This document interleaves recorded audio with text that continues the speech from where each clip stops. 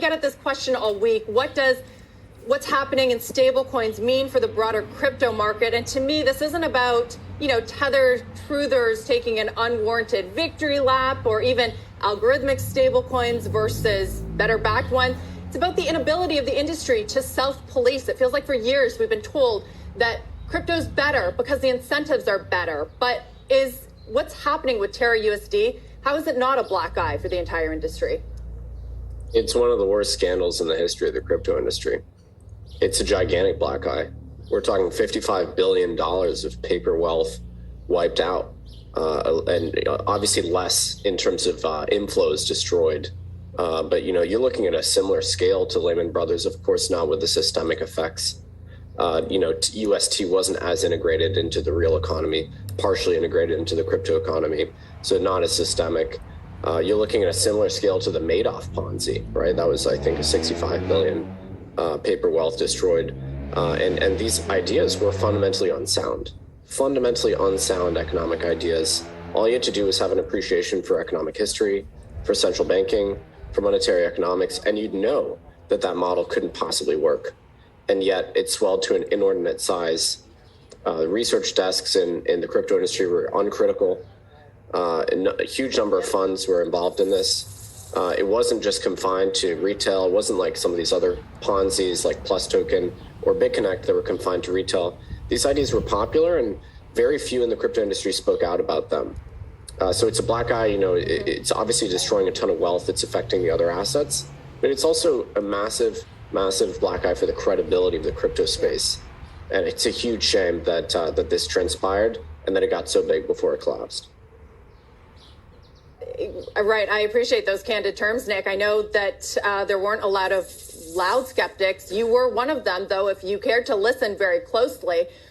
People like Mike Novogratz and Galaxy Digital, they were actually the backers of this. Where do they go now? Where does the industry, how much did this, if this was a Madoff scaled scandal, how does the industry recover from this? How long does that take?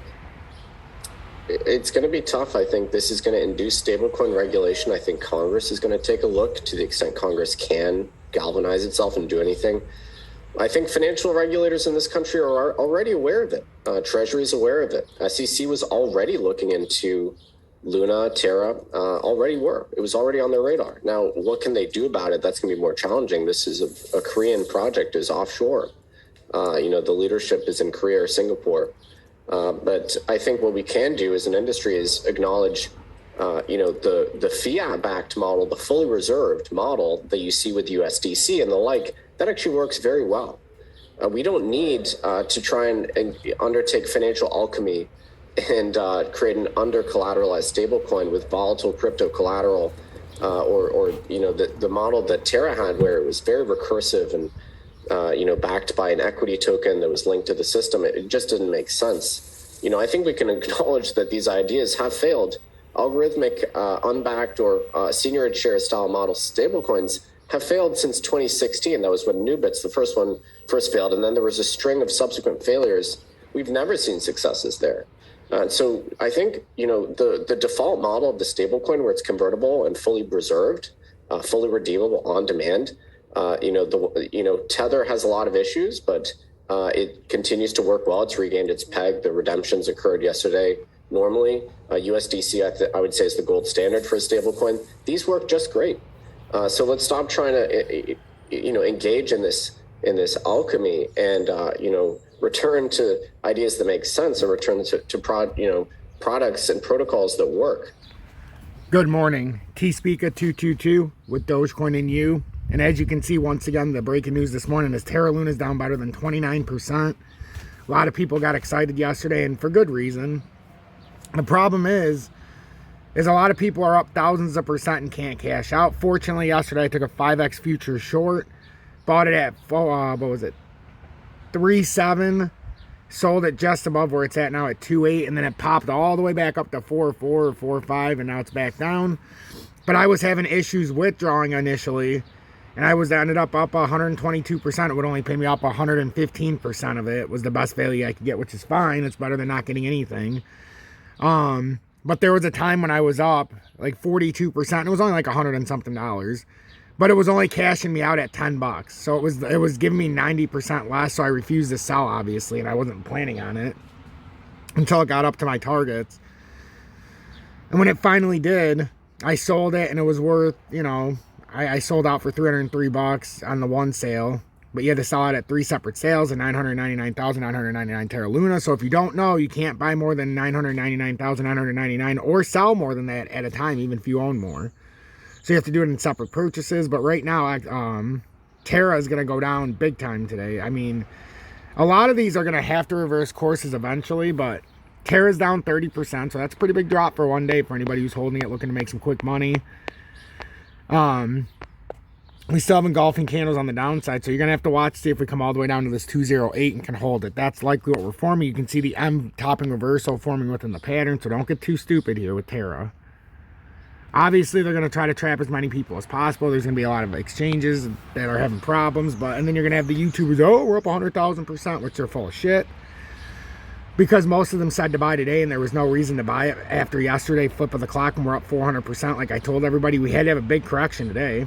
And now everybody who bought this shit is down 30% again today. Like,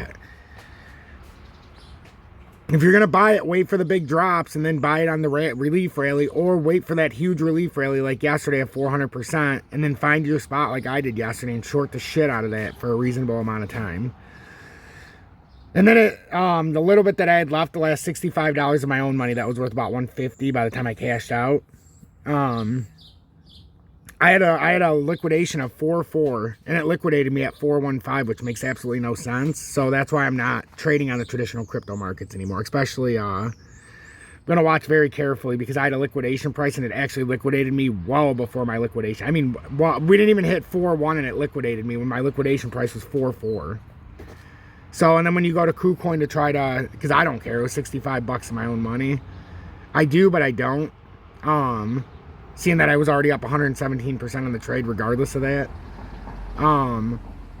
I tried to call KuCoin to the helpline, and guess what? That is out of service. I tried to do the email, and it's out of service. So if you guys are watching this, pay attention to Luna, what I just showed you on the chart, because these are the days where you get hammered. Watch the rest of the market, though, because we have to finish off this bullish divergence unless we get slapped down by the 200-day. If we get slapped down by the 200-day, it's not uncommon to do this and then come back down. But I would say it's more likely, like for Ethereum, you come here and then you retest this falling resistance, or the rising resistance that we're going to use as, or we're going to use this as support in this ascending triangle. That was the rising support, you know, the ascending support. Now it's turned out to be the resistance as we fall through, and we're going to retest it for the first time. We like to do these kind of things. So would I be surprised if we have a quick push to 2,250? No. And then I want to focus on Shiba, because Shiba's another one that's down this morning. But it's got our bullish divergence that already started in the 30. I think we're going to come up here, and we'll probably end up somewhere up here for Shiba, possibly up here. So watch these layers, guys, because as long as we don't roll over down past that red line and end up back here, we're going to make a bounce up this morning before the futures open. All of them are showing the same pattern formation. The 20s are crossing the 50 and 100. It's just a very tight formation. So as long as we break up, can break this blue line, we'll come up here and retest here, and then we'll break down. If we get rejected by that blue line, we're going to roll back over. And that's something everybody must be cautious of this morning. And then Matic.